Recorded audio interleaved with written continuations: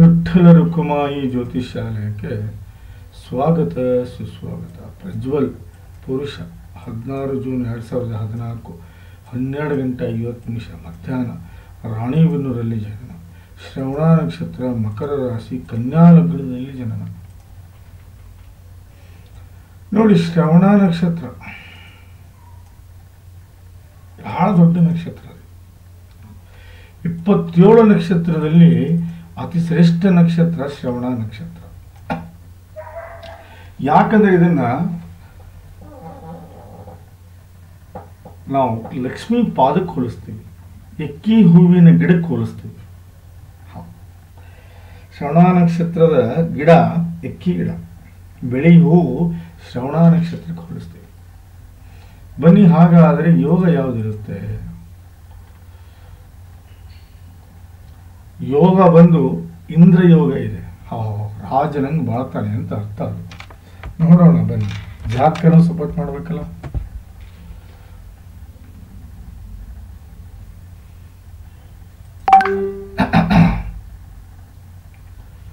ನೋಡಿ, 1 ನೀವು ನಿಮ್ಮ ವ್ಯಕ್ತಿತ್ವ, 2 ವ್ಯವಹಾರ, 3 ಪರಾಕ್ರಮ, 4 ನಿಮ್ಮ ತಾಯಿ ಹಾಗೂ ಪ್ರಾಪರ್ಟಿ, 5 ವಿದ್ಯೆ, 6 ಕಷ್ಟ, 7 ದಾಂಪತ್ಯ, 8 ಶತ್ರು, 9 ಭಾಗ್ಯ, 10 ಕೆಲಸ, 11 ಲಾಭ, 12 ವಿದೇಶಿ ಪ್ರಯಾಣ.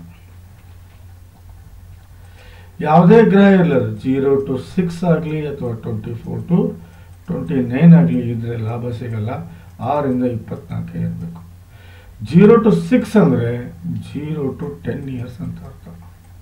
24 to 29 ಅಂದರೆ 65ರಿಂದ 100 ವರ್ಷ ಅಂತ ಅರ್ಥ. 6 ಇಂದ 24 ಅಂದರೆ 15ರಿಂದ 60 ವರ್ಷ ಅಂತ. ನೋಡಿ, ಇದನ್ನು ನಾವು ಬಾಲ್ಯಾವಸ್ಥೆ ಅಂತ ಕರಿತೀವಿ. ಹೌದು, ಇದನ್ನು ನಾವು ವೃದ್ಧಾಪ್ಯಾವಸ್ಥೆ ಅಂತ ಕರಿತೀವಿ. ಇದನ್ನು ನಾವು ಯೌವನ ಅವಸ್ಥೆ ಅಂತ ಕರಿತೀವಿ. ಯಾವುದೇ ಗ್ರಹ ಯೌವನ ಅವಸ್ಥೆಯಲ್ಲಿ ಇದ್ರೆ 100 ಲಾಭ ಕೊಡುತ್ತೆ. ಆದರೆ ಉಚ್ಚ ನೀಚ ಹಾಗೂ ರಾಹುಕೇತು ಗ್ರಹಗಳಿಗೆ ಇದು ಅಪ್ಲೈ ಆಗುವುದಿಲ್ಲ. 1, 4, 7, 10 ಕೇಂದ್ರ ಆದರೆ 2 ಧನೇಶ, 11 ಲಾಭೇಶ. ಅದೇ ರೀತಿ 1, 5, 9 ತ್ರಿಕೋಣ ಆದರೆ 6, 8, 12 ಭಾರಿ ಕೆಟ್ಟ ಸ್ಥಾನಗಳು. 3 50-50. ಅಂದರೆ 50% ಒಳ್ಳೆಯದು ಮಾಡ್ಬೋದು, 50% ಕೆಟ್ಟದ್ದು ಮಾಡ್ಬೋದು. ಒಳ್ಳೆಯದು ಆಗ್ಬೋದು, ಕೆಟ್ಟದ್ದು ಆಗ್ಬೋದು. ಇಟ್ಸ್ ಡಿಪೆಂಡ್ ಅಪಾನ್ ಗ್ರಹಗಳ ಸ್ಥಿತಿ. ಬನ್ನಿ, ಹಾಗಾದರೆ ಕನ್ಯಾ ಲಗ್ನದ ಅತಿ ದೊಡ್ಡ ಯೋಗಕಾರಕ ಗ್ರಹ 1ನೇದ್ದೇ ಬುಧ, 2ನೇದು ಶುಕ್ರ, 3ನೇದು ಶನಿ, 4ನೇದು ಗುರು, 5ನೇದು ತಾತ್ಕಾಲಿಕ ಮಿತ್ರ ಸೂರ್ಯ, ರಾಹು ಮತ್ತು ಕೇತು. ಗೆಳೆಯರಾದರೆ ಅತಿ ದೊಡ್ಡ ವಿರೋಧಿ ಚಂದ್ರ ಹಾಗೂ ಕುಜ. ಬಹಳ ದೊಡ್ಡ ವಿರೋಧಿಗಳು, ವಿಪರೀತ. ಬನ್ನಿ, ಗ್ರಹಗಳ ಸ್ಥಿತಿಯನ್ನು ನೋಡೋಣ.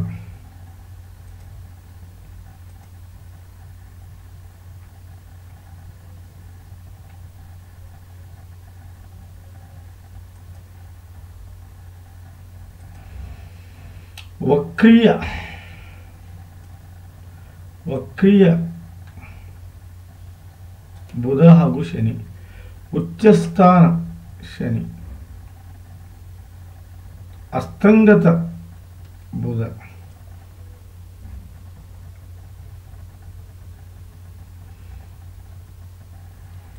ನೋಡಿ ಏನ್ ಮಾಡ್ತೀರಾ? ಇವುಗಳನ್ನು ತಿಳ್ಕೊಳ್ಳದೆ ನೀವು ಜಾತಕವನ್ನು ಸರಿಯಾಗಿ ಅರ್ಥ ಮಾಡ್ಕೊಳಕ್ಕಾಗಲ್ಲ. ಇದು ನೆನಪಿರಲಿ ಅವರೇ. ಬನ್ನಿ, ಹಾಗಾದರೆ ಜಾತಕದ ವಿಶ್ಲೇಷಣೆ ಮಾಡೋಣ. ನೋಡಿ, ಲಗ್ನದಲ್ಲಿ ಕುಜ ಇದ್ದಾನೆ. ಯಾರಿವನು? ವಿರೋಧಿ. ಈ ಮನೆ ಸ್ವಾಮಿ ಬುಧ ಅಸ್ತಂಗತ ಆಗಿದ್ದಾನೆ. ಇದರ ಅರ್ಥ ಏನು ಅಂದರೆ ಬುಧ ಇಲ್ಲ ಅಂತ ಅರ್ಥ. ಸೊ ಹಾಗಾಗಿ ಕುಜನ ಇಲ್ಲಿ ಆಡಳಿತ ಬಹಳ ದೊಡ್ಡದಾಗುತ್ತೆ. ಮಗುಗೆ ವಿಪರೀತ ಸಿಟ್ಟು ಇರುತ್ತೆ, ಒಂದನೇದ್ದು. ಎರಡನೇದು ತಪ್ಪು ಹೆಜ್ಜೆಗಳನ್ನು ಇಡುತ್ತಾನೆ. ಮೂರನೇದ್ದು ಎಜುಕೇಷನಲ್ಲಿ ವೀಕ್ ಆಗ್ಬೋದು. ನಾಲ್ಕನೇದು ತಪ್ಪು ನಿರ್ಧಾರಗಳನ್ನು ಮಾಡಬಹುದು. ಐದನೇದು ಆರೋಗ್ಯ ಹಾಳಾಗ್ಬೋದು. ಏಳನೇದ್ದು ವ್ಯಕ್ತಿತ್ವ ಹಾಳಾಗ್ಬೋದು. ಹೌದು, ಇದರಲ್ಲಿ ಯಾವುದೇ ಸಂಶಯ ಇಲ್ಲ. ಕುಜ ಇಲ್ಲಿ ವಿರೋಧಿಯವರು 8ನೇ ಭಾವದ ಸ್ವಾಮಿ. ಅದು ಅಲ್ಲದೆ ಇಲ್ಲಿ ಮಾಂಗಲ್ಯ ದೋಷವನ್ನು ಇದ್ದಾನೆ. ಈ ಮಾಂಗಲ್ಯ ದೋಷ ಇವನು ಮದುವೆ ಆಗದೆ ಹೋಗ್ಬೋದು, ಅಥವಾ ಮದುವೆ ಲೇಟ್ ಆಗ್ಬೋದು, ಅಥವಾ ಮದುವೆಯಲ್ಲಿ ವಿಪರೀತ ವಿಳಂಬ ಆಗ್ಬೋದು, ಇಲ್ಲ ಅಂದ್ರೆ ಮದುವೆ ಆದ್ರೆ ಡೈವರ್ಸ್ ಆಗ್ಬೋದು. ಒಂದ್ ವೇಳೆ ಮದುವೆ ಆದರೂ ಹೊಂದಾಣಿಕೆ ಇಲ್ಲದೆ ಬೇರೆ ಬೇರೆ ಆಗ್ಬೋದು.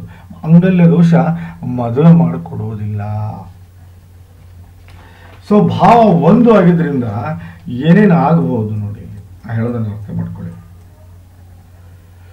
ನೋಡಿ, ವ್ಯಕ್ತಿತ್ವ ಹಾಳಾಗುತ್ತೆ, ಒಳ್ಳೆ ಗುಣಗಳು ಬೆಳೆಯೋದಿಲ್ಲ, ಒಳ್ಳೆ ವಿಚಾರಗಳಿಗೆ ಬೆಲೆ ಕೊಡುವುದಿಲ್ಲ, ಒಳ್ಳೆಯ ಸಂಗತಿಗಳಿಗೆ ಆಸಕ್ತಿಯನ್ನು ತೋರಿಸುವುದಿಲ್ಲ, ಮೆಂಟಲಿ ಹಾಗೂ ಫಿಸಿಕಲಿ ಕೆಪಬಲ್ ಇರೋದಿಲ್ಲ, ಆಸೆ ಆಕಾಂಕ್ಷೆಗಳು ಈಡೇರೋದಿಲ್ಲ, ಒಳ್ಳೆ ಇಮೇಜು ಬೆಳೆಸ್ಕೊಳ್ಳೋದಿಲ್ಲ, ನಿಮ್ಮ ಬುದ್ಧಿವಂತಿಕೆ ನಡೆಯೋದಿಲ್ಲ, ಗ್ರಾಸ್ಪಿಂಗ್ ಪವರ್ ಅಷ್ಟು ಹೇಳ್ಕೊಳ್ಳೋಕೆ ಇರೋದಿಲ್ಲ, ಟೇಸ್ಟ್ ಬಹಳ ಕೆಟ್ಟದಾಗಿರುತ್ತೆ.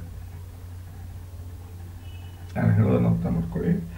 ಆಮೇಲೆ ಜವಾಬ್ದಾರಿತ ವ್ಯಕ್ತಿ ಆಗೋದಿಲ್ಲ, ಜಾಣತನ ಬೆಳೆಯೋದಿಲ್ಲ, ನಿಪುಣತನ ಬೆಳೆಯೋದಿಲ್ಲ, ಚಾಣಾಕ್ಷತನ ಬೆಳೆಯೋದಿಲ್ಲ. ಹೋಗ್ತಾ ಹೋಗ್ತಾ ಮಗು ದಾರಿಯ ತಪ್ಪುವ ಎಲ್ಲಾ ಲಕ್ಷಣವೂ ಕಾಡ್ತವೆ. ದಯವಿಟ್ಟು ಕುಜ ಶಾಂತಿ ಮಾಡ್ಕೊಳ್ಳಿ. ಬನ್ನಿ, ಶನಿ ಮತ್ತು ರಾಹು. ಶನಿ ಜೊತೆ ರಾಹು ಆಟ ನಡೆಯಲ್ಲ. ಬಟ್ ಈ ಮನೆಯ ಸ್ವಾಮಿ ಶುಕ್ರ 8ನೇ ಭಾವದಲ್ಲಿ ಇರೋದ್ರಿಂದ ಇಲ್ಲಿ ರಾಹು ಶ್ರಪಿತ ದೋಷ ಆಕ್ಟಿವೇಟ್ ಮಾಡ್ತಾನೆ. ಫಸ್ಟ್ ಶ್ರಪಿತ ದೋಷದ ಬಗ್ಗೆ ಮಾತಾಡೋಣ. ಅಂದ್ರೆ ಶ್ರಪಿತ ದೋಷ ಅಂದ್ರೆ ಏನಿದು? ಈ ಮಗುವಿನ ತಂದೆ ಆಗಲಿ ಅಥವಾ ತಾಯಿ ಆಗಲಿ, ಅವರ ಪೂರ್ವಜರೇನಿದಾರಲ್ಲ, ಅಂದ್ರೆ ಅವರು 7 ಶತಮಾನದ ಪೂರ್ವಜರು, ತಂದೆದಾಗಿರ್ಬೋದು ತಾಯಿದಾಗಿರ್ಬೋದು, ಅವರು ಆಕಸ್ಮಿಕ ದುರ್ಮರಣವನ್ನು ಹೊಂದಿರ್ತಾರೆ. ಆ ಆತ್ಮ ಸೇರುವ ಜಾಗದಲ್ಲಿ ಸೇರುವುದಿಲ್ಲ. ಹಾಗಾಗಿ ಬಹಳ ತೊಂದರೆಗೀಡಾಗುತ್ತೆ. ಸೊ ಆತ್ಮಗಳ ಕಾಡಾಟ ವಿಪರೀತ ಆಗಿ ಮನೆ ಏಳಿಗೆ ಆಗುವುದಿಲ್ಲ, ಮನೆ ಬಹಳ ತೊಂದರೆಗೀಡಾಗುತ್ತೆ. ಹೌದು, ಎಷ್ಟೇ ದುಡಿದ್ರು ಕೈ ಹತ್ತುವುದಿಲ್ಲ, ಯಾವ ಕೆಲಸನೂ ಇನ್ ಟೈಮ್ ಆಗುವುದಿಲ್ಲ, ಜಗಳ ಜಾಪತ್ರೆಯಿಂದ ಜೀವನ ಕೂಡಿರುತ್ತೆ. ವಿಪರೀತ ಸಾಲದಿಂದ ತಂದೆ ತಾಯಿಗಿದು ಮಗುಗಲ್ಲ, ತಂದೆ ತಾಯಿ ವಿಪರೀತ ಸಾಲದಲ್ಲಿ ಮುಳುಗಿರ್ತಾರೆ, ಇಲ್ಲ ವಿಪರೀತ ರೋಗಕ್ಕೆ ತುತ್ತಾಗ್ತಾರೆ. ಹಾಗಾಗಿ ದಯವಿಟ್ಟು ಇಲ್ಲೇ ಶ್ರಪಿತ ದೋಷದ ತ್ರಿಪಿಂಡ ನಾರಾಯಣ ಬಲಿ ಕೊಡಲೇಬೇಕು ನಾವು. ಹೌದು, ತ್ರಿಪಿಂಡ ನಾರಾಯಣ ಬಲಿ ಇಲ್ಲೇ ಕೊಡಲೇಬೇಕು, ಇಲ್ಲ ಅಂದ್ರೆ ನಡೆಯೋದಿಲ್ಲ.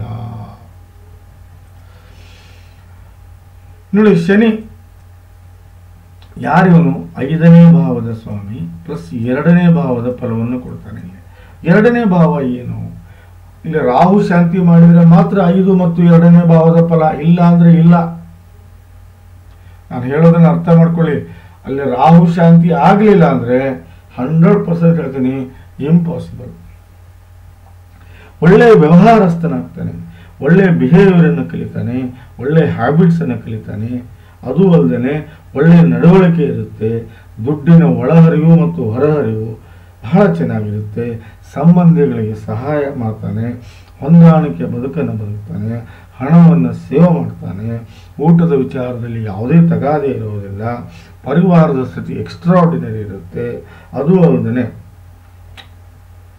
ಇನಿಷಿಯಲಿ ಒಳ್ಳೆ ಸ್ಟಡಿ ಮಾಡ್ತಾನೆ, ಹಾಗೂ ಮಾತಿನ ದಾಟಿ ಎಕ್ಸ್ಟ್ರಾಆರ್ಡಿನರಿ ಇರುವುದಲ್ಲದೆ ಮಾತಿನಲ್ಲಿ ವಚನತ್ವ ಹಾಗೂ ವ್ಯಕ್ತಿತ್ವ ಇರುತ್ತೆ.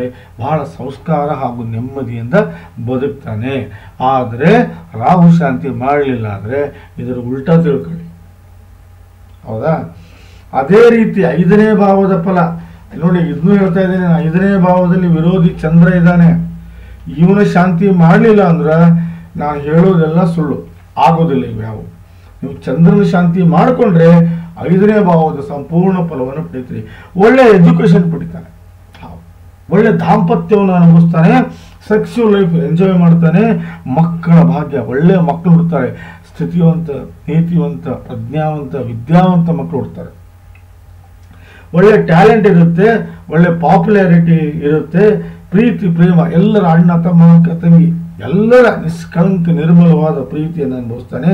ಯಾವುದೇ ಕಷ್ಟ ಬರಲಿ ಎದುರಿಸ್ತಾನೆ, ಸುಖಮಯ ಜೀವನವನ್ನು ಸಾಗಿಸ್ತಾನೆ, ಕಷ್ಟಗಳನ್ನು ಹೊಡೆದೋಡಿಸ್ತಾನೆ, ಸಾಧನೆಗೆ ದಾರಿ ಮಾಡ್ಕೋತಾನೆ, ಒಳ್ಳೆಯ ಗುಣಗಳನ್ನು ಬೆಳೆಸೋದಲ್ಲದೆ ಒಳ್ಳೆಯ ಪಬ್ಲಿಕ್ ಇಮೇಜನ್ನು ಬೆಳೆಸ್ಕೊತಾನೆ. ಇದು 2, 5 ಭಾವದ ಫಲ ಪಡ್ಕೋಬೇಕಂದ್ರೆ ಇಲ್ಲಿ ರಾಹು ಶಾಂತಿ ಆಗಬೇಕು, ಇಲ್ಲಿ ಚಂದ್ರ ಶಾಂತಿ ಆಗಬೇಕು. ಇವೆರಡೂ ಶಾಂತಿ ಆಗಲಿಲ್ಲ ಅಂದರೆ 100ಕ್ಕೆ 100 ಹೇಳ್ತೀನಿ ನಾನು ಹೇಳಿದ ಫಲಗಳೇನದಲ್ಲ ಎಲ್ಲವೂ ಉಲ್ಟಾ ಆಗುತ್ತೆ. ಎಲ್ಲವೂ ಉಲ್ಟಾ. ಇದು ನೀವು ಅರ್ಥ ಮಾಡ್ಕೊಳ್ಳಿ. ನೋಡಿ, ಶುಕ್ರ 8ನೇ ಭಾವದಲ್ಲಿ ಲಂಪಟ ದೋಷ, ಭಾರಿ ದೋಷ ಇದು, ಭಾರಿ ಕೆಟ್ಟ ದೋಷ. ನೋಡಿ, ಮುಂದೆ ಮಗು ಚಿಕ್ಕದಿದೆ, ನಾವು ಒಪ್ಪನ್ನ ಹೇಳ್ತಾ ಇದ್ದೀನಿ. ಈ ಲಂಪಟ ದೋಷ ನೋಡಿ, ಇದು ಒಂದು ಹೆಣ್ಣು ಮೋಸ ಮಾಡ್ಬೋದು, ಹಣ್ಣು ಕಳ್ಕೋಬೋದು, ಮಣ್ಣು ಕಳ್ಕೋಬೋದು, ಕೆಟ್ಟ ಚಟಗಳಿಗೆ ಬಲಿಯಾಗ್ಬೋದು, ಜೂಜಾಟಕ್ಕೆ ಬಲಿಯಾಗ್ಬೋದು. ಇಲ್ಲ ನೋಡಿ, ಹೆಣ್ಣಂದ್ರೆ ಹೆಣ್ಣಿವ್ನಿಗೆ ಮೋಸ ಮಾಡ್ಬೋದು, ಹಣ್ಣಂದ್ರೆ ದುಡ್ಡನ್ನು ಕಳ್ಕೋಬೋದು, ಮಣ್ಣಂದ್ರೆ ಆಸ್ತಿ ಕಳ್ಕೋಬೋದು, ಕೆಟ್ಟ ಗೆಳೆಯರ ಗೆಳತನ ಮಾಡಿ ಕೆಟ್ಟ ಚಟಗಳನ್ನು ಕಲಿಬೋದು, ಇಲ್ಲ ಜೂಜಿನಲ್ಲಿ ಎಲ್ಲವನ್ನೂ ಕಳ್ಕೋಬೋದು. ಹೌದು, ಇದರಲ್ಲಿ ಯಾವುದೇ ಸಂಶಯ ಇಲ್ಲ. ಶುಕ್ರ ಮತ್ತು ಕೇತು ಬಹಳ ಕೆಟ್ಟ ಲಂಪಟ ದೋಷ. ಅದರಲ್ಲೂ ಅಷ್ಟಮದಲ್ಲಿ ಕೇತು ಇದ್ದಾನೆ. ಇವನು ಇಲ್ಲೇ ಸರ್ಪದೋಷವನ್ನು ಜನರೇಟ್ ಮಾಡಿದ್ದಾನೆ.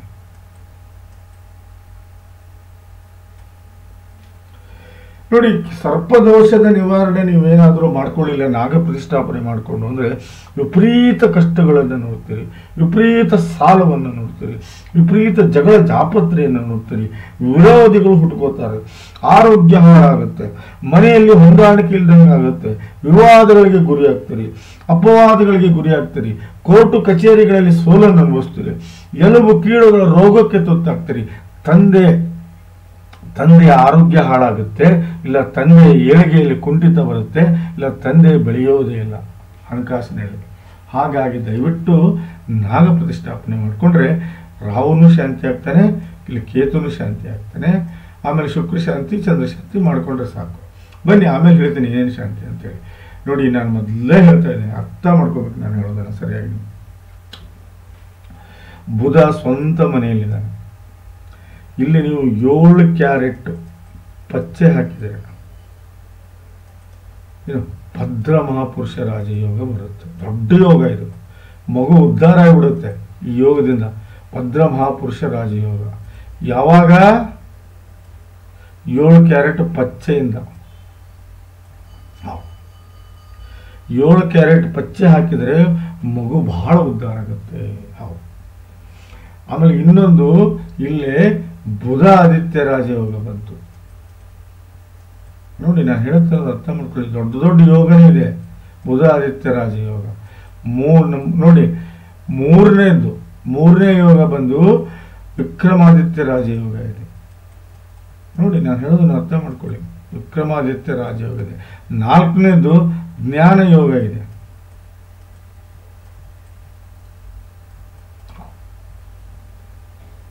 ಈ 4 ಯೋಗಗಳು 10ನೇ ಮನೆಯಲ್ಲಾಗಿದ್ದಾವೆ. ಅದಕ್ಕಿಂತ ಮುಂಚೆ ಬುಧ ಇದೆಲ್ಲ 1 ಮತ್ತು 4ನೇ ಮನೆ ಸ್ವಾಮಿ ಆದರೆ, ಗುರು ಏನಿದೆಲ್ಲ ಇಲ್ಲೇ 7 ಮತ್ತು 10ನೇ ಸ್ವಾಮಿ. ಸರಿ ನೋಡಿ, ಗುರು 7 ಮತ್ತು 4ನೇ ಮನೆ ಸ್ವಾಮಿ ಆದರೆ, ಬುಧ 1 ಮತ್ತು 4ನೇ ಮನೆ ಸ್ವಾಮಿ ಆಗ್ತಾನೆ. ಕ್ಷಮಿಸಬೇಕು, ಕನ್ಫ್ಯೂಸ್ ಆಗಿದೆ, ದಯವಿಟ್ಟು 1 ಸೆಕೆಂಡ್.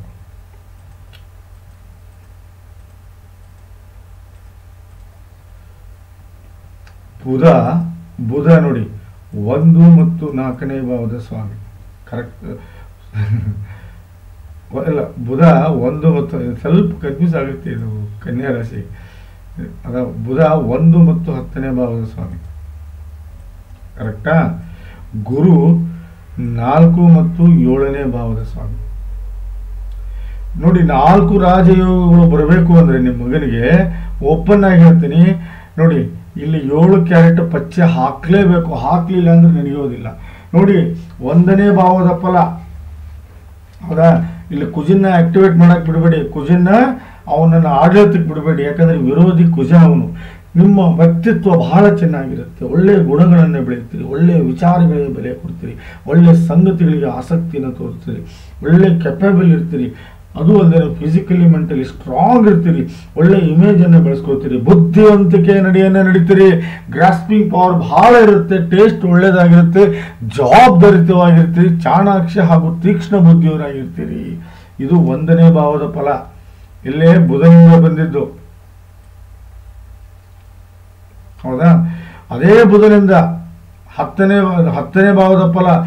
ನೋಡಿ, ನೀವು ಮಾಡುವಂಥ ಕೆಲಸ ನಮಗೆ ಇಷ್ಟ ಆಗಿರುತ್ತೆ, ಕೆಲಸದ ವಿಧಾನ ಬಹಳ ಇಷ್ಟ ಆಗಿರುತ್ತೆ, ಕೆಲಸದಲ್ಲಿ ಗಳಿಕೆಯನ್ನು ಕಾಣ್ತೀರಿ, ಕೆಲಸದಲ್ಲಿ ಗೆಲುವನ್ನು ಸಾಧಿಸ್ತೀರಿ, ಮಾನ ಪ್ರತಿಷ್ಠೆ ಸಂಪತ್ತು ಐಶ್ವರ್ಯ ಕೀರ್ತಿ ಸ್ಥಾನ ಮಾನ ಹೆಸರು ಎಲ್ಲವನ್ನೂ ಗಳಿಸ್ಕೊತೀರಿ. ಇದು ಬುಧನಿಂದ. ಏನು 7 ಕ್ಯಾರೆಟ್ ಪಚ್ಚೆ ಹಾಕಿದೆ. ಆಮೇಲೆ ಇಲ್ಲಿ ನೋಡಿ 7 ಕ್ಯಾರೆಟ್ ಪುಷ್ಯರಾಗನೂ ಹಾಕ್ಬೇಕು ನೀವು, ಇಲ್ಲ ಅಂದ್ರೆ ನಡೆಯಲ್ಲ, ಇಂಪಾಸಿಬಲ್ ಬಿಡಿ.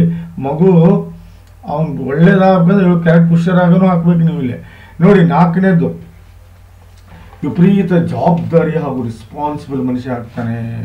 ತಾಯಿ ಮೇಲೆ ವಿಪರೀತ ವ್ಯಾಮೋಹ ಬರುತ್ತೆ, ಪ್ರೀತಿ ಇರುತ್ತೆ, ನೆಮ್ಮದಿಯ ಬದುಕನ್ನು ಬದುಕ್ತಾನೆ, ಸುಖಮಯ ಜೀವನ ಸಾಗಿಸ್ತಾನೆ, ಒಳ್ಳೆ ಪ್ರಾಪರ್ಟಿ ಗಳಿಸ್ತಾನೆ, ಹೈಯರ್ ಎಜುಕೇಶನ್ ಇರುತ್ತೆ, ಹಾರ್ಟ್ ರಿಲೇಟೆಡ್ ಯಾವುದೇ ತೊಂದರೆ ಬರುವುದಿಲ್ಲ, ಹೊಂದಾಣಿಕೆಯ ಬದುಕನ್ನು ಬದುಕ್ತಾನೆ, ಮನೆಯ ಸ್ಥಿತಿ ಬಹಳ ಎತ್ತರಕ್ಕೆ ಹೋಗಿರುತ್ತೆ, ಸ್ಟೈಲ್ ಆಫ್ ಲಿವಿಂಗ್ ಹೈ ಇರುತ್ತೆ, ಮನೆಗೆ ಬಂದವ್ರನ್ನ ಬಹಳ ಪ್ರೇಮದಿಂದ ನೋಡ್ಕೋತಾನೆ,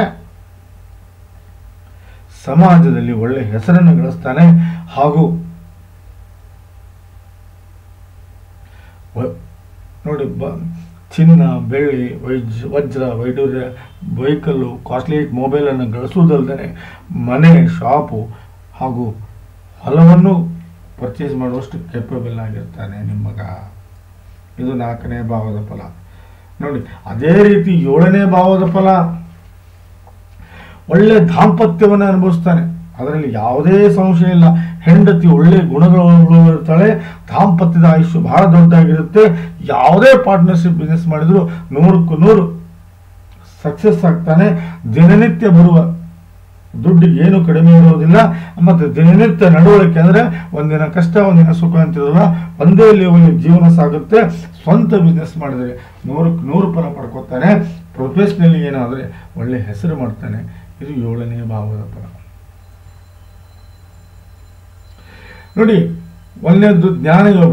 ಯಾರ ಜಾತಕದಲ್ಲಿ ಬುಧ ಮತ್ತು ಗುರು ಯೋಗಕಾರಕನಾಗಿ ಯುತಿ ಆದ್ರೆ ಅವರು ಜ್ಞಾನ ಯೋಗ ಅಂತ. ಹೌದು, ಬುದ್ಧಿ ಮತ್ತು ಜ್ಞಾನ ಎರಡನ್ನೂ ಬಹಳ ಅವ್ರಿಗಿರುತ್ತೆ. ಅವರು ದೊಡ್ಡ ಪ್ರೊಫೆಸರ್ ಆಗ್ಬೋದು, ದೊಡ್ಡ ಇಂಜಿನಿಯರ್ ಆಗ್ಬೋದು, ದೊಡ್ಡ ಸೈಂಟಿಸ್ಟ್ ಆಗ್ಬೋದು.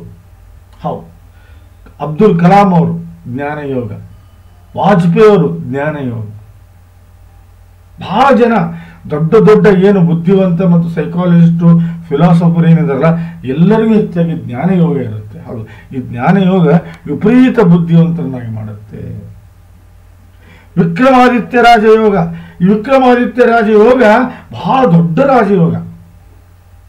ಈ ಮನುಷ್ಯ ಏನ್ ಮಾಡ್ತಾನೆ, ಒಂದು ಶಾಪ್ ತೆಗಿತಾನೆ, ಇಲ್ಲ ಒಂದು ಆರ್ಗನೈಸೇಷನ್ ಮಾಡ್ತಾನೆ, ಇಲ್ಲ ಒಂದು ಶಿಕ್ಷಣ ಸಂಸ್ಥೆ ಮಾಡ್ತಾನೆ, ಇಲ್ಲ ಒಂದು ಶೋರೂಮ್ ಮಾಡ್ತಾನೆ, ಇಲ್ಲ ಒಂದು ಫ್ಯಾಕ್ಟ್ರಿ ಮಾಡ್ತಾನೆ, ಏನೋ ಒಂದು ಹೆಡ್ ಆಫೀಸ್ ಮಾಡ್ಕೊತಾನೆ.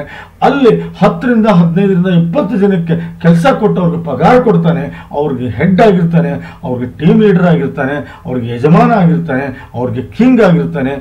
ಆ ರೀತಿ ರಾಜವನ್ನು ಆಳುವಂಥ ವ್ಯಕ್ತಿತ್ವವನ್ನು ಹೊಂದಿರ್ತಾನೆ. ಅದು ವಿಕ್ರಮಾದಿತ್ಯ ರಾಜಯೋಗ. ಬುಧ ಆದಿತ್ಯ ರಾಜಯೋಗ ಅತಿ ದೊಡ್ಡ ರಾಜಯೋಗ. ನೀವು ಪಚ್ಚೆ ಹಾಕಲಿಲ್ಲ ಅಂದ್ರೆ ಬುಧ ಆದಿತ್ಯ ರಾಜಯೋಗ ಆಕ್ಟಿವೇಟ್ ಆಗೋದಿಲ್ಲ. ಯಾರ ಜಾತಕದಲ್ಲಿ ಬುಧ ಆದಿತ್ಯ ರಾಜಯೋಗ ಆಗುತ್ತೆ ಎಕ್ಸ್ಟ್ರಾರ್ಡಿನರಿ. ನೋಡಿ, ಯಡಿಯೂರಪ್ಪ ಬುಧ ಆದಿತ್ಯ, ಅದು ಸಿ ಟಿ ರವಿ ಬುಧ ಆದಿತ್ಯ ರಾಜ, ಸಿದ್ದರಾಮಯ್ಯ ಬುಧ ಆದಿತ್ಯ ರಾಜಯೋಗ, ಬೊಮ್ಮಾಯಿಯವರು ಬುಧ ಆದಿತ್ಯ ರಾಜಯೋಗ, ಎನ್ ಟಿ ರಾಮರಾವ್ ಬುಧ ಆದಿತ್ಯ ರಾಜಯೋಗ, ಚಂದ್ರಬಾಬು ನಾಯ್ಡು ಬುಧ ಆದಿತ್ಯ ರಾಜಯೋಗ, ಯೋಗಿ ಆದಿತ್ಯನಾಥ್ ಬುಧ ಆದಿತ್ಯ ರಾಜಯೋಗ, ಅಮಿತ್ ಶಾ ಬುಧ ಆದಿತ್ಯ ರಾಜಯೋಗ, ಜೆ ಪಿ ನಡ್ಡಾ ಬುಧ ಆದಿತ್ಯ ರಾಜಯೋಗ, ಸುಸ್ಮಿತಾ ಸೇನ್ ಬುಧ ಆದಿತ್ಯ ರಾಜಯೋಗ, ಐಶ್ವರ್ಯ ಬಚ್ಚನ್ ಬುಧ ಆದಿತ್ಯ ರಾಜಯೋಗ, ಅಭಿಷೇಕ್ ಬಚ್ಚನ್ ಬುಧ ಆದಿತ್ಯ ರಾಜಯೋಗ, ಅಕ್ಷಯ್ ಕುಮಾರ್ ಬುಧ ಆದಿತ್ಯ ರಾಜಯೋಗ, ಕಾರ್ತಿಕೇಯನ್ ಬುಧ ಆದಿತ್ಯ ರಾಜಯೋಗ, ಟಿ.ವಿ.ಎಸ್. ಸುಂದರಂ ಬುಧ ಆದಿತ್ಯ ರಾಜಯೋಗ, ಆದಿತ್ಯ ಬಿರ್ಲಾ ಬುಧ ಆದಿತ್ಯ ರಾಜಯೋಗ. ನಾನು ಯಾಕೆ ಹೇಳ್ತಾ ಇದ್ದೇನೆ, ಬುಧ ಆದಿತ್ಯ ರಾಜಯೋಗ ಜ್ಞಾನ ವಿದ್ಯೆ ಬುದ್ಧಿ ಸ್ಥಾನಮಾನ ಕೀರ್ತಿ ಹಾಗೂ ಒಳ್ಳೆ ಹೆಸರನ್ನು ಕೊಡುವಂಥ ಯೋಗವೇ ಬುಧ ಆದಿತ್ಯ ರಾಜಯೋಗ. ಇಲ್ಲಿ 7 ಕ್ಯಾರೆಟ್ ಪಚ್ಚೆ ಹಾಕಲಿಲ್ಲ ಅಂದರೆ ಅದು ಆಗುವುದಿಲ್ಲ. ನೋಡಿ, ಭದ್ರ ಮಹಾಪುರುಷ ರಾಜಯೋಗ ಅತಿ ದೊಡ್ಡ ರಾಜಯೋಗ. ಹೌದು ನೋಡಿ, ಪಂಚಮಹಾಪುರುಷ ರಾಜಯೋಗಗಳು ರಾಹು ಕೇತು ಚಂದ್ರ ಸೂರ್ಯನಿಂದ ಆಗುವುದಿಲ್ಲ, 5 ಗ್ರಹಗಳಿಂದ ಆಗುವುದು. ಶನಿಯಿಂದ ಸಸ, ಗುರುನಿಂದ ಹಂಸ, ಕುಜನಿಂದ ರುಚುಕ, ಶುಕ್ರನಿಂದ ಮಾಲವ್ಯ, ಬುಧನಿಂದ ಭದ್ರ ಮಹಾಪುರುಷ ರಾಜಯೋಗ. ಯಾರ ಜಾತಕದಲ್ಲಿ ಭದ್ರ ಮಹಾಪುರುಷ ರಾಜಯೋಗ ಇರ್ತಾರೋ ಅವರು ಅಡ್ವೊಕೇಟ್ ಆಗಿರ್ತಾರೆ, ಅವರು ಜಡ್ಜ್ ಆಗಿರ್ತಾರೆ, ಅವ್ರು ಚಾರ್ಟರ್ಡ್ ಅಕೌಂಟೆಂಟ್ ಆಗಿರ್ತಾರೆ, ಇಲ್ಲ ಟ್ಯಾಕ್ಸ್ ಕನ್ಸಲ್ಟೆಂಟ್ ಆಗಿರ್ತಾರೆ, ಇಲ್ಲ KS IS ಆಫೀಸರ್ ಆಗಿರ್ತಾರೆ, ಇಲ್ಲ ಬ್ಯಾಂಕಲ್ಲಿ ಮ್ಯಾನೇಜರ್ ಆಗಿರ್ತಾರೆ, ಇಲ್ಲ ಒಳ್ಳೆ ವ್ಯಾಪಾರಸ್ಥರಾಗಿರ್ತಾರೆ. ಇದು ಭದ್ರ ಮಹಾಪುರುಷ ರಾಜಯೋಗ. 7 ಕ್ಯಾರೆಟ್ ಪಚ್ಚೆ ಹಾಕ್ಲೇಬೇಕು. ಯಾರ ಜಾತಕದಲ್ಲಿ ಈ 4 ರಾಜಯೋಗಗಳಾಗ್ತೋ ಅವ್ರಿಗೆ ಒಳ್ಳೆ ತಂದೆ ತಾಯಿ, ಅಣ್ಣ ತಮ್ಮ, ಅಕ್ಕ ತಂಗಿ, ಯಶಸ್ಸು, ಆರೋಗ್ಯ, ಐಶ್ವರ್ಯ, ಕೀರ್ತಿ, ಸಕಲ ಸಮರ್ಪಕ ಸಂಪೂರ್ಣ ಫಲವನ್ನು ಅನುಭವಿಸುವುದಲ್ಲದೆ ಒಳ್ಳೆ ಸಂಪತ್ತು, ಒಳ್ಳೆ ಐಶ್ವರ್ಯ, ಒಳ್ಳೆ ಪ್ರಾಪರ್ಟಿ, ಒಳ್ಳೆ ಜ್ಞಾನ, ವಿದ್ಯೆ, ಬುದ್ಧಿ, ಒಳ್ಳೆ ದಾಂಪತ್ಯ, ಒಳ್ಳೆ ಮಕ್ಕಳು, ಒಳ್ಳೆ ಹೆಂಡತಿ, ಹಾಗೂ ಯಶಸ್ಸು, ಸಮರ್ಥ ಮಾನಸಿಕ ದೈಹಿಕ ಶಕ್ತಿ, ಹಾಗೂ ಸಾಮಾಜಿಕ ಹಾಗೂ ಧಾರ್ಮಿಕ ಮೌಖಿಕ ಕೆಲಸಗಳು, ಹಾಗೂ ಮಾನ ಪ್ರತಿಷ್ಠೆ, ಸ್ಥಾನ ಮಾನ, ಯಶಸ್ಸು, ವಿಪರೀತ ಅಂತಸ್ತು, ಹಾಗೂ ಆರೋಗ್ಯ, ಆಯುಷ್ಯವನ್ನು ಕೊಟ್ಟು ಇವರನ್ನು ಬಹಳ ಸುಖಮಯವಾಗಿ ಇಟ್ಟಿರ್ತಾನೆ, ಬಹಳ ನೀತಿಯಿಂದ ಇಟ್ಟಿರ್ತಾನೆ, ಬಹಳ ಎತ್ತರ ಸ್ಥಾನಕ್ಕೆ ಇಟ್ಟಿರ್ತಾನೆ. ಯೋಗ ಚಂದ್ರಿಕೆ ಹಾಗೂ ಮಿರ್ಯಾರ ಭಟ್ರ ಬುಕ್ಕಿನಲ್ಲಿ ಈ ಎಲ್ಲ ಯೋಗಗಳ ಬಗ್ಗೆ ಬಹಳ ಚೆನ್ನಾಗಿ ವಿವರಣೆ ಕೊಟ್ಟಿದ್ದಾರೆ, ತಾವು ನೋಡಬಹುದು. ನಿಜವಾಗ್ಲೂ ಹೇಳ್ತೀನಿ ನೋಡಿ, ನೀವೇನಾದರೂ ಶುಕ್ರ ಶಾಂತಿ ಮಾಡ್ಕೊಳ್ಳಿಲ್ಲ ಅಂದರೆ 100% ಹೇಳ್ತೀನಿ, ಇವನು ಆಸ್ತಿ ಕಳ್ಕೊತಾನೆ, ಇಲ್ಲ ಹೆಣ್ಣಿನಿಂದ ಮೋಸ ಹೋಗ್ತಾನೆ, ಇಲ್ಲ ವಿಪರೀತ ಇವು ಸಿಕ್ಬಿಡ್ತಾನೆ. ಹೌದು ನೋಡಿ, ಇಲ್ಲಿ ಬಹಳ ಚಂದ ಹೇಳ್ತೀನಿ ನಾನು ನಿಮಗೆ. ಚಂದ್ರ, ಕುಜ ಹಾಗೂ ಶುಕ್ರ ಈ 3 ಗ್ರಹಗಳು ಶಾಂತಿ ಆಗಬೇಕು, ಪ್ಲಸ್ ನಾಗ ಪ್ರತಿಷ್ಠಾಪನೆ ಆಗಬೇಕು, ಪ್ಲಸ್ ತ್ರಿಪಿಂಡ ನಾರಾಯಣ ಬಲಿ ಆಗಬೇಕು. ಪೂರ್ವಜರಿಗೆ ಇದು ತ್ರಿಪಿಂಡನ ಇವಷ್ಟು ಆಗಲಿಲ್ಲ ಅಂದ್ರೆ ಇವನಷ್ಟು ಮಾಡಿ 7 ಕ್ಯಾರೆಟ್ ಪಚ್ಚೆ ಹಾಕಿ ಮಗುಗೆ ಯಾವ ಲೆವೆಲ್ ಬೆಳಿತಾನೆ ಅಂದರೆ ಮಗು 100% ಬಹಳ ಸಕ್ಸಸ್ಫುಲ್ ಆಗ್ತಾನೆ, ಬಹಳ ಸಕ್ಸಸ್ಫುಲ್ ಆಗ್ತಾನೆ. ಇವನೇನೋ ಮಾಡಲಿಲ್ಲ ಅಂದರೆ ಅವನು ಸಂಪೂರ್ಣವಾದಂಥ ದಾರಿ ಬಿಡ್ತಾನೆ. ಇದರಲ್ಲಿ ಯಾವುದೇ ಸಮಸ್ಯೆ ಇಲ್ಲ. ಹೌದು, ನೀವು ಏನು ಎಕ್ಸ್ಪೆಕ್ಟ್ ಮಾಡ್ತೀರೋ ಅದು ಯಾವುದೂ ಆಗೋದಿಲ್ಲ. ನೋಡಿ ಬನ್ನಿ ಇಲ್ಲಿ ನೋಡಿ, ಇಲ್ಲಿ ಶನಿ ಸೀದಾ ನಿಮ್ಮ 4ನೇ ಭಾವ ನೋಡ್ತಾನೆ, ಅದಾದಮೇಲೆ ಸೀದಾ ನಿಮ್ಮ 8ನೇ ಭಾವ ನೋಡ್ತಾನೆ, ಸೀದಾ ನಿಮ್ಮ 11ನೇ ಭಾವ ನೋಡ್ತಾನೆ. ಶನಿ 2ರಲ್ಲಿ ಒಳ್ಳೆ ವ್ಯವಹಾರ ಕೊಡ್ತಾನೆ, 4ರಲ್ಲಿ ಪ್ರಾಪರ್ಟಿ ಕೊಡ್ತಾನೆ, 8ರಲ್ಲಿ ಶತ್ರುನಾಶ ಮಾಡ್ತಾನೆ, 11ರಲ್ಲಿ ಒಳ್ಳೆ ಲಾಭ ಕೊಡ್ತಾನೆ. ಅದೇ ಗುರು 10ನೇ ಮನೆ ಗುರು ಬಹಳ ಒಳ್ಳೆಯದು ನೋಡಿ. 10ನೇ ಮನೆ ಗುರು ಸೀದಾ ನಿಮ್ಮ 2ನೇ ಭಾವ ನೋಡ್ತಾನೆ, ಸೀದಾ ನಿಮ್ಮ 4ನೇ ಭಾವ ನೋಡ್ತಾನೆ, ಸೀದಾ ನಿಮ್ಮ 6ನೇ ಭಾವ ನೋಡ್ತಾನೆ. 10ರಲ್ಲಿ ಒಳ್ಳೆ ಕೆಲಸ, ಅದು ಅಲ್ಲದೆ 6ರಲ್ಲಿ ಶತ್ರುನಾಶ. ಜಾತಕ ಎಕ್ಸ್ಟ್ರಾಆರ್ಡಿನರಿ ಇದೆ, 4 ದೊಡ್ಡ ರಾಜಯೋಗಗಳಿದ್ದಾವೆ. ಆದರೆ ನಾನು ಹೇಳೋದೇನೆಂದರೆ, ನೀವು ಶುಕ್ರ ಹಾಗೂ ಕುಜ ಹಾಗೂ ಚಂದ್ರ ಶಾಂತಿ ಮಾಡ್ಕೊಳ್ಳಿಲ್ಲ ಅಂದರೆ ನಡೆಯೋದಿಲ್ಲ. ಪ್ಲಸ್ ನಾಗ ಪ್ರತಿಷ್ಠಾಪನೆ, ಪ್ಲಸ್ ತ್ರಿಪಿಂಡ ನಾರಾಯಣ ಬಲಿ ಇವನ್ನ ಮಾಡಲೇಬೇಕು. ನೀವು ತ್ರಿಪಿಂಡ ನಾರಾಯಣ ಬಲಿ ಮಾಡಿ 7 ಕ್ಯಾರೆಟ್ಟು ಪುಷ್ಯರಾಗ ಹಾಗೂ ಪಚ್ಚೆ ಇವನು ಹಾಕಿದ್ದೇ ಕರೆ ಆದರೆ ಮಗು ಭಾಳ ಎತ್ತರಕ್ಕೆ ಬೀಳ್ತಾನೆ. ನನ್ನ ಹತ್ರ ಸಿಗುತ್ತೆ ಪುಷ್ಯರಾಗ ಪಚ್ಚೆ, ದಯವಿಟ್ಟು ಬನ್ನಿ.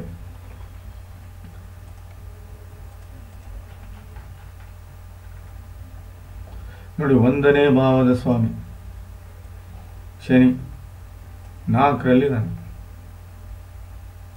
ಇಲ್ಲೇ ದಾಂಪತ್ಯ 1, 5, 7, 9ನೇ ನೋಡಬೇಕು. ಸೂರ್ಯ ನೀಚನಾಗಿದ್ದಾನೆ ನೋಡಿ, ನಾನೇ ಹೇಳಿದೆ.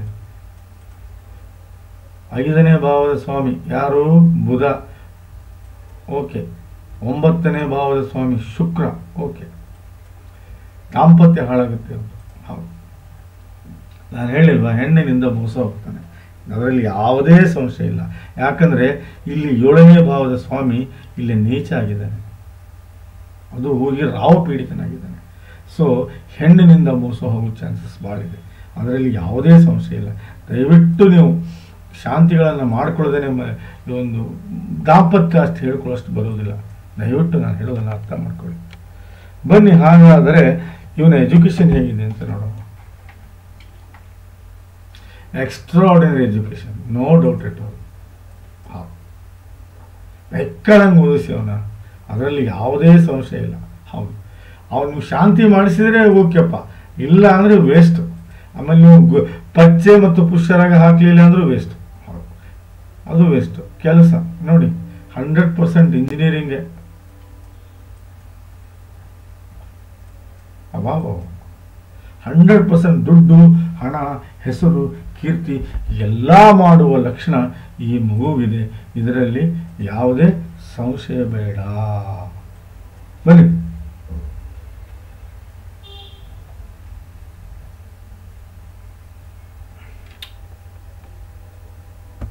ಬನ್ನಿ ಯಾವ ದಶೆಯಲ್ಲಿ ಇದ್ದಾನೆ ನೋಡೋಣ.